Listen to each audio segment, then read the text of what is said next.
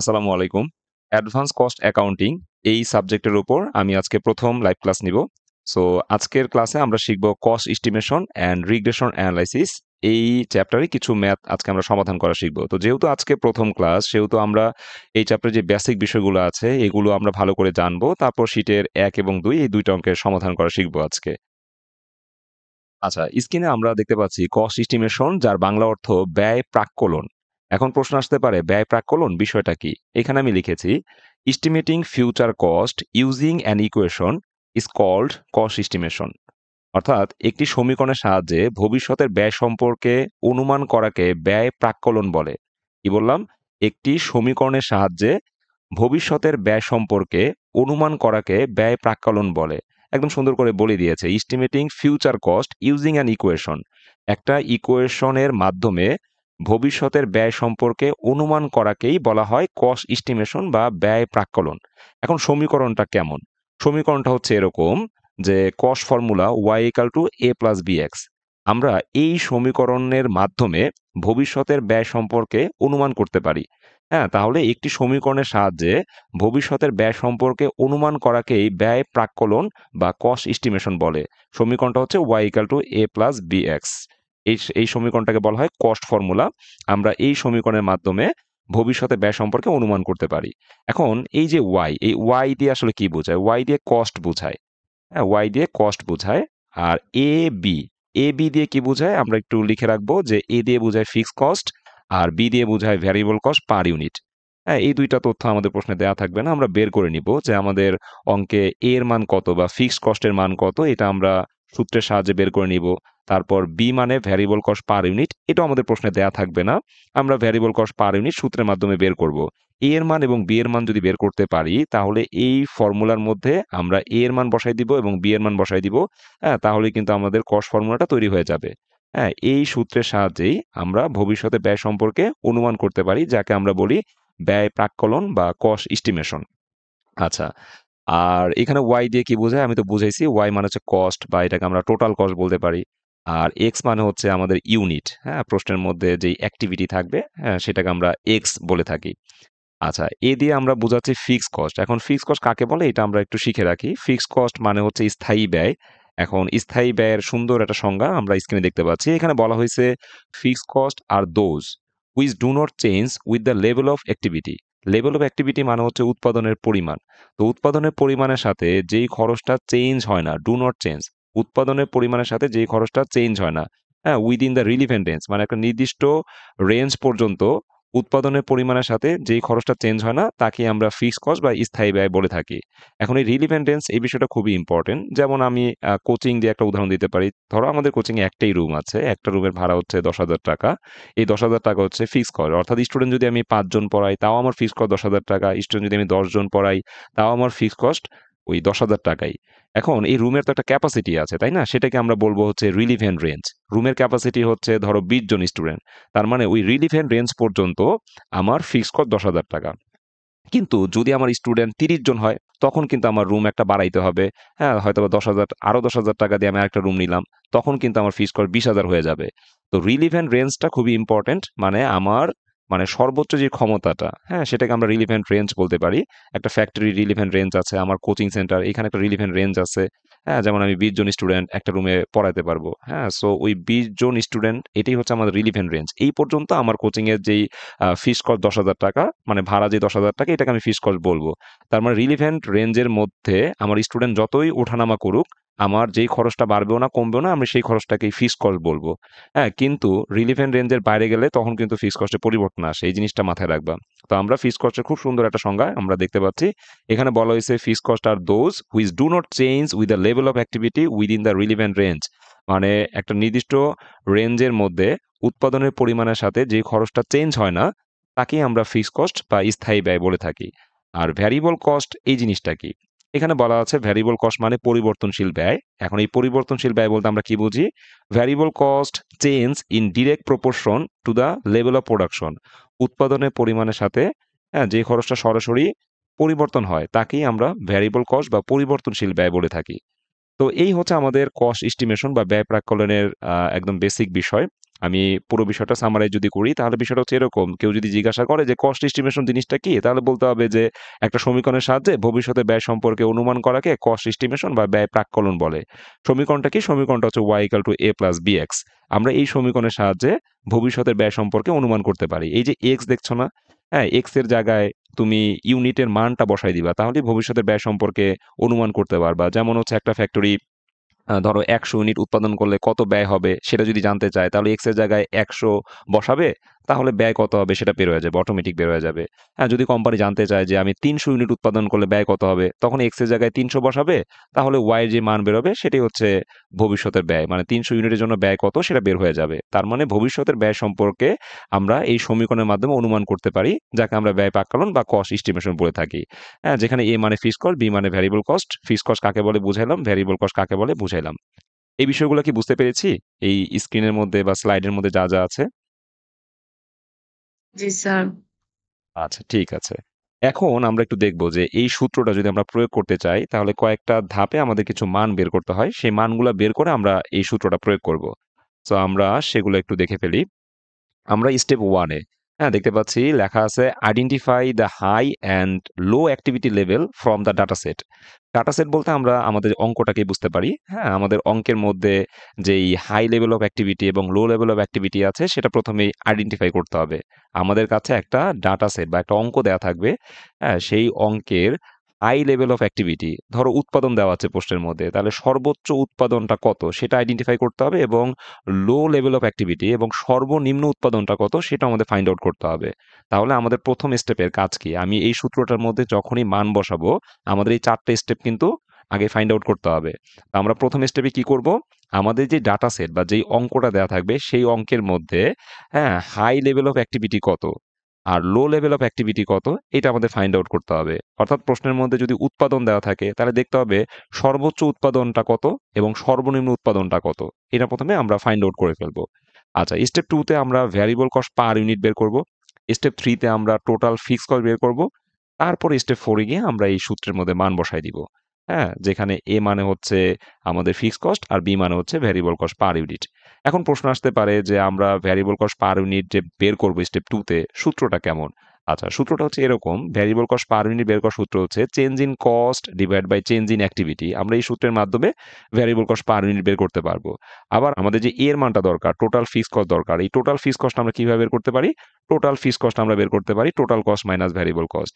আর step 4 এ আমাদের একদম ফাইনাল স্টেজ, স্টেপ 4 এ আমরা y equal to a plus bx এই সূত্রের মধ্যে মান বসায় দিব। তাহলেই কিন্তু আমাদের কস্ট ফর্মুলাটা তৈরি হয়ে যাবে। আচ্ছা, এই ছিল মোটামুটি বেসিক। আমরা শীটের ১ নাম্বার যে অঙ্কটা আছে, আমরা ১ নাম্বার অঙ্কটা পড়ি এবং ১ নাম্বার অঙ্কের সমাধানটা আমরা করব। যে বেসিকগুলো আমি বুঝাইছি এই বেসিকগুলোর সাহায্যেই।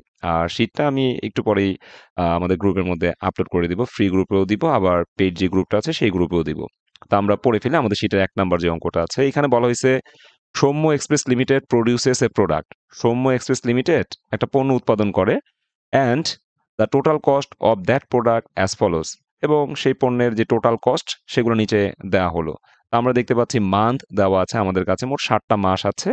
তারপরে ইউনিট, অর্থাৎ প্রতি মাসে আমরা কত ইউনিট করে উৎপাদন করেছি সেই ইউনিটগুলো দেওয়া আছে, এবং টোটাল কস্ট, এই উৎপাদনগুলো করতে আমাদের মোট কত ব্যয় হয়েছে সেই টোটাল কস্টগুলো আমাদের কাছে দেওয়া আছে।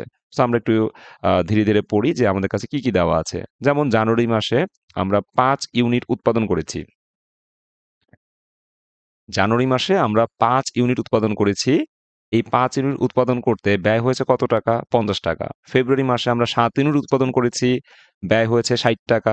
মার্চ মাসে ১০ ইউনিট উৎপাদন করেছি, টোটাল কস্ট কত? ৳৭৫। এপ্রিলে ৩ ইউনিট উৎপাদন করেছি, ৳৪০ ব্যয় হয়েছিল। মে মাসে ৬ ইউনিট উৎপাদন করেছি, ৳৫৫ ব্যয় হয়েছিল। জুন মাসে ৮ ইউনিট উৎপাদন করেছি, ৳৬৫ ব্যয় হয়েছিল। সো ইউনিটগুলোর যোগফল নামাইছে ৩৯ ইউনিট আমাদের হচ্ছে উৎপাদন হয়েছে এই ৭ মাসে। এটার কোনো কাজ নাই। আবার প্রতি মাসের যে ব্যয়গুলো আছে সবগুলা ব্যয়ের যোগফল নামাইছে ৳৩৪৫। এই ৳৩৪৫ কোনো কাজ নাই। আমাদের কাজ হচ্ছে এই যে ৭ টা মাস আছে, ৭ টা না ৬ টা মাস সরি। এই যে ৬ টা মাস আছে, এই ৬ টা মাসের মধ্যে আমাদের দেখতে হবে সবচাইতে বেশি উৎপাদনের ইউনিটটা কত? সো আমরা দেখতে পাচ্ছি ১০। আমরা সলিউশনটা যখন করব তখন আমাদের এই ১০ এবং ৭৫ এই দুইটাকে আমরা একটু মার্ক করে ফেলবো। কারণ দেখো আমাদের ইউনিটের মধ্যে সবচাইতে বড় ইউনিট কত? আমাদের সবচেয়ে বড় ইউনিট হচ্ছে 10। তো এই 10টাকে আমরা প্রথমে একটু মার্ক করব কোশ্চেনের মধ্যেই। এবং এই 10 বরাবর যে টোটাল কস্ট, সেই টোটাল কস্টটাকে আমরা মার্ক করব। এটা হচ্ছে আমাদের হাই লেভেল অফ অ্যাক্টিভিটি। আচ্ছা, এরপর আমাদের দেখতে হবে ইউনিটের মধ্যে সবচাইতে লো আছে কত?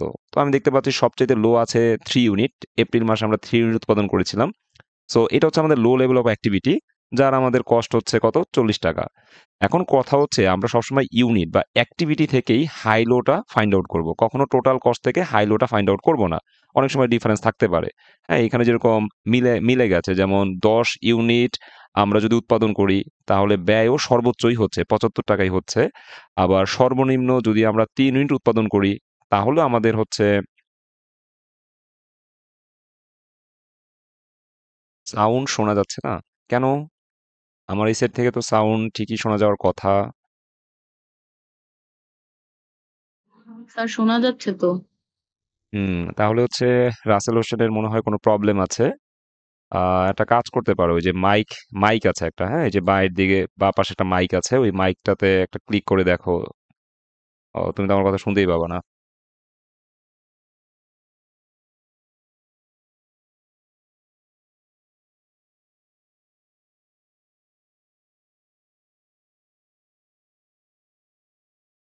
তো ঠিক আছে, আমি শুরু করলাম। আমাদের ইউনিটের মধ্যেই দেখতে হবে সবসময় যে ইউনিট বা এখানে যে অ্যাক্টিভিটিটা থাকবে, কস্ট না। হ্যাঁ, ইউনিটের মধ্যে দেখতে হবে যে সর্বোচ্চ ইউনিট কত আছে।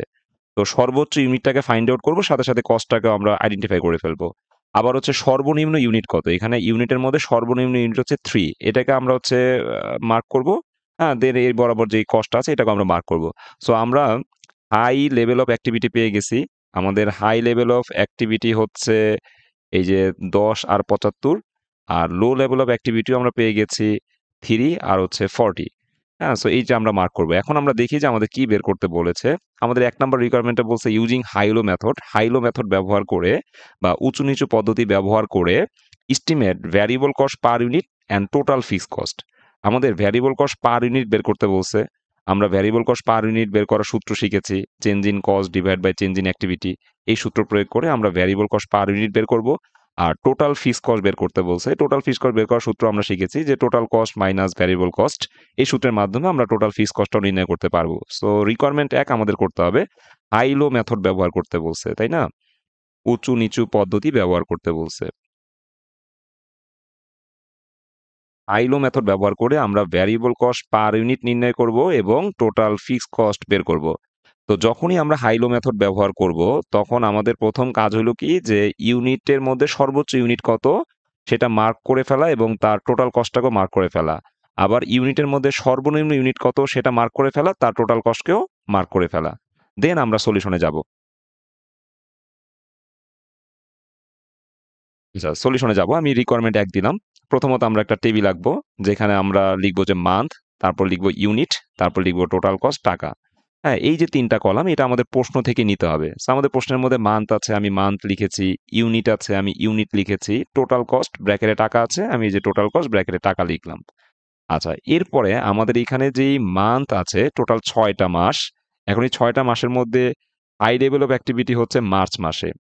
আর লো লেভেল অফ অ্যাক্টিভিটি হচ্ছে এপ্রিল মাসে। সো আমরা এই মান্থ যে হেডিংটা দিয়েছি না, তার নিচে আমরা হাই লেভেলে যে মাসটা আছে মার্চ মাস, আমি মার্চ লিখবো, ব্র্যাকেটে লিখে দেবো হাই লেভেল।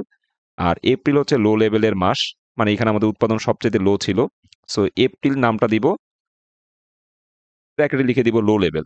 আচ্ছা, এখন হাই লেভেলের ইউনিট আর হচ্ছে টোটাল কস্ট লিখতে হবে। সো আমি ইউনিট লিখলাম ১০, টোটাল কস্ট লিখলাম ৭৫। আবার লো লেভেলের ইউনিট এবং টোটাল কস্ট লিখতে হবে। সো আমি লো লেভেলের ইউনিট লিখলাম ৩ আর টোটাল কস্ট লিখবো 40। আচ্ছা, এখন এই যে হাই লেভেলের ইউনিট ১০ আর লো লেভেলের ইউনিট ৩, এই ২ টা বিয়োগ করলে আমরা একটা ডিফারেন্স পাবো। যে ডিফারেন্সটাকে আমরা চেঞ্জ বলবো। তাহলে ১০ থেকে ৩ বিয়োগ করলে ৭ হচ্ছে। আর এই ৭৫ থেকে ৪০ বিয়োগ করলে আমরা একটা ডিফারেন্স বা চেঞ্জ পাবো। সেই চেঞ্জ হচ্ছে কত? ৩৫। ৭৫ থেকে ৪০ বিয়োগ করলে ৩৫। হ্যাঁ, তো এই চেঞ্জটা আমাদের খুবই প্রয়োজন। এটা ছাড়া কিন্তু আমরা ভ্যারিয়েবল কস্ট পার ইউনিট বের করতে পারবো না। হ্যাঁ, আমরা ইউনিটের যেই ডিফারেন্স বা চেঞ্জ ইন অ্যাক্টিভিটি সেটা পেয়ে গেলাম কত? 7। আর টোটাল কস্টের যে ডিফারেন্স, যাকে আমরা চেঞ্জ ইন কস্ট বলি, চেঞ্জ ইন কস্ট পেয়ে গেলাম কত? ৭৫। তো এই ডিফারেন্স ২ টা বের করার পরেই আমরা উইনো দিয়ে ভ্যারিয়েবল কস্ট পার ইউনিট অর্থাৎ change in cost divide by change in activity, এই সূত্রটা বসাইলেই আমরা ভ্যারিয়েবল কস্ট পার ইউনিট পেয়ে যাব। আমাদের কিন্তু ভ্যারিয়েবল কস্ট পার ইউনিট বের করতে বলছে, তারপর টোটাল ফিক্সড কস্টও বের করতে বলছে। তো আমরা ভ্যারিয়েবল কস্ট পার ইউনিট আগে বের করে ফেলি। চেঞ্জ ইন কস্টকে চেঞ্জ ইন অ্যাক্টিভিটি দিয়ে ভাগ করব। চেঞ্জ ইন কস্ট কত? চেঞ্জ ইন কস্ট হচ্ছে 35, আর চেঞ্জ ইন অ্যাক্টিভিটি কত? চেঞ্জ ইন অ্যাক্টিভিটি হচ্ছে 7। তো আমরা 35কে 7 দিয়ে ভাগ করব, তাই না? তো আমি একটু এইখানে দেখাই। হ্যাঁ, এই যে আমাদের হচ্ছে টাকা 5 চলে আসলো। এটা আমি এখানে টাকা 5 লিখলাম। আচ্ছা, এরপর আমাদের হচ্ছে ভ্যারিয়েবল কস্ট তো বের করে ফেলছি, এবার টোটাল ফিক্সড কস্ট বের করতে বলছে। সো টোটাল ফিক্সড কস্ট আর ফিক্সড কস্ট একই কথা। সো আমি ফিক্সড কস্ট বের করব। ফিক্সড কস্ট বের করার সূত্র হচ্ছে total cost minus variable cost. এখন এই যে টোটাল কস্ট, এটা আমরা কোত্থেকে নিব?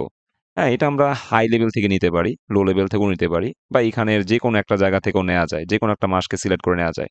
বাট আমরা একটা রুলসেই থাকবো, সবসময় আমরা হাই লেভেল থেকে আমরা হচ্ছে যেই টোটাল কস্টটা আছে সেই টোটাল কস্টটাও নিব। আবার ভ্যারিয়েবল কস্ট যখন বের করব তখন এই হাই লেভেলের ইউনিটটাই আমরা ব্যবহার করব। তুমি যদি টোটাল কস্ট হিসাবে এই 75কে নাও, তাহলে যখন ভ্যারিয়েবল কস্ট বের করবা তখন তো ইউনিট লাগবে, তখনও হাই লেভেলের ইউনিটটাই ব্যবহার করতে হবে। এই জিনিসটা কিন্তু খুব ইম্পর্টেন্ট।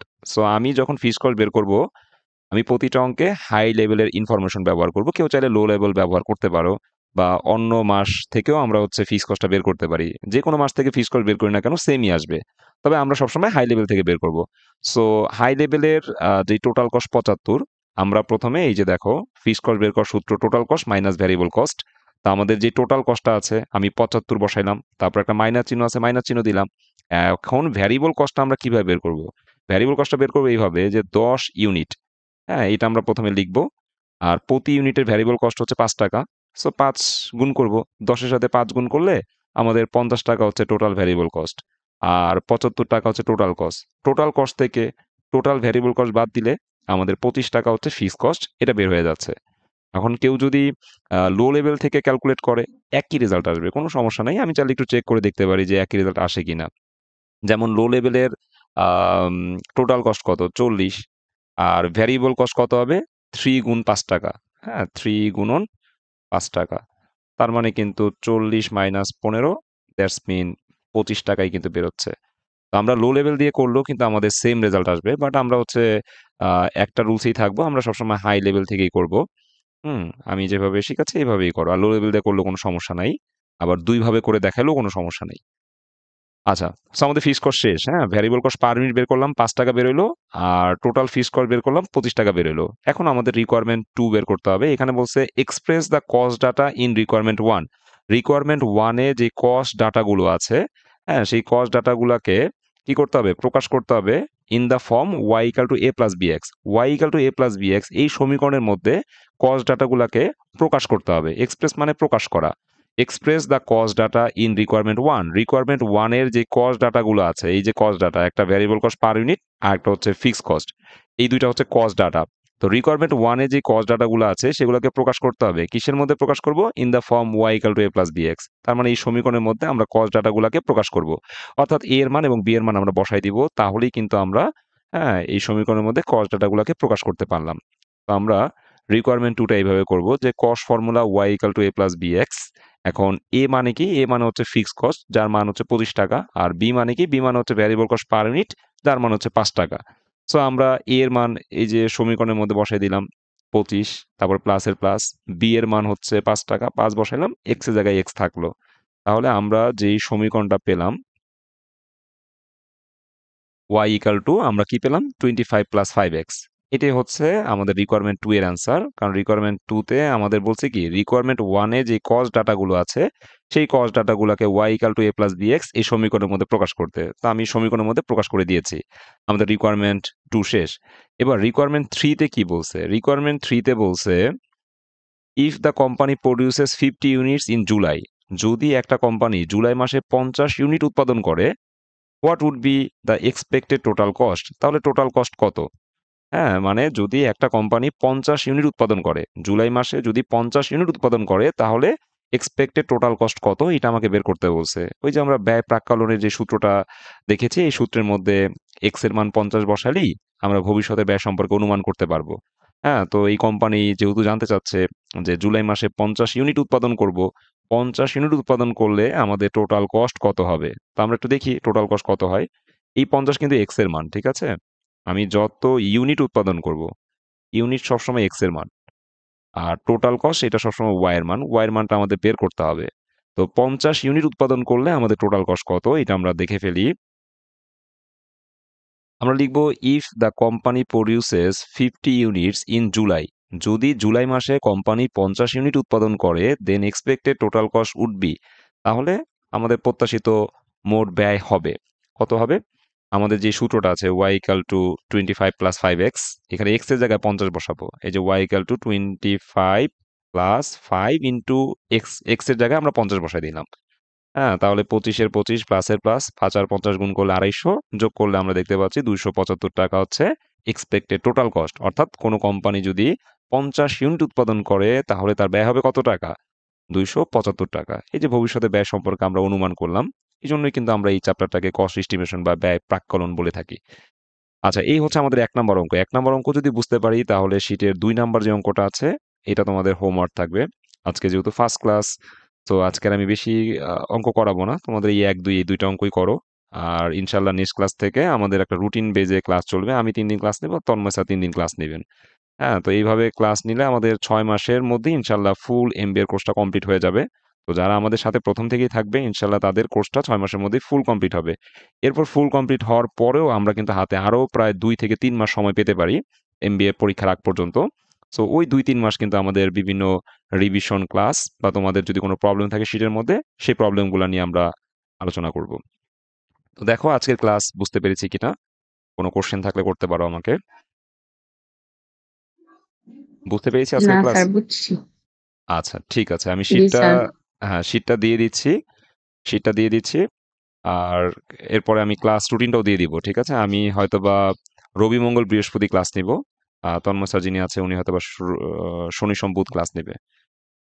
ঠিক আছে, আজকের মতো বিদায় নিচ্ছি। সবাই ভালো থেকো। আল্লাহ হাফেজ। আসসালামু আলাইকুম।